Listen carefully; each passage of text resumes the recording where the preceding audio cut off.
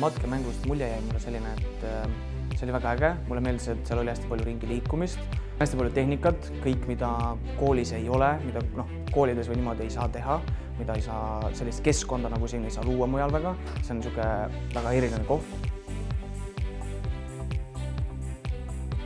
Matkemäng oli väga äge tegelikult, hästi palju sai liikuda, hästi palju sai kuulata, hästi palju oli jälle puututundlikult, hästi kaasaegset lähenemist.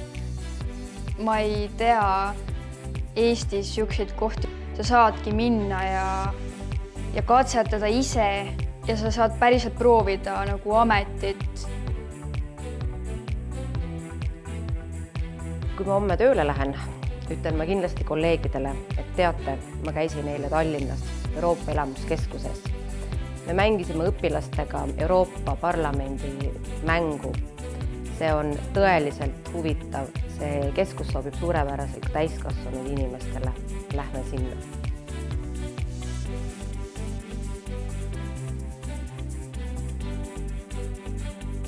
Näitusala puhul on see hea, et kui siia keskusesse üldse tulla, siis see on nagu esimene samm, et ei ehmata kohe ära, et viiakse kuskile suurde ruumi või tehakse midagi, et ole nüüd kuss, et see on nagu vaba olek ja hästi hea alustamine.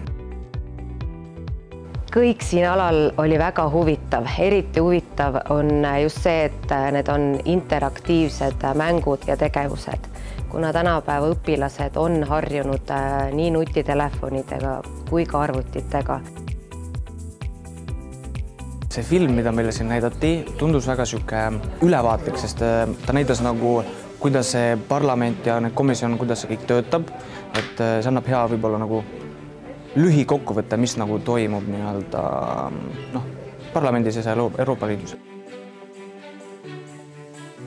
Enamus tähelepanu läks sellele, et kinosaal ei olnud nagu tavaline kinosaal, vaid see oli ümmargune, et läkski siis selja taha ja ringikujuline.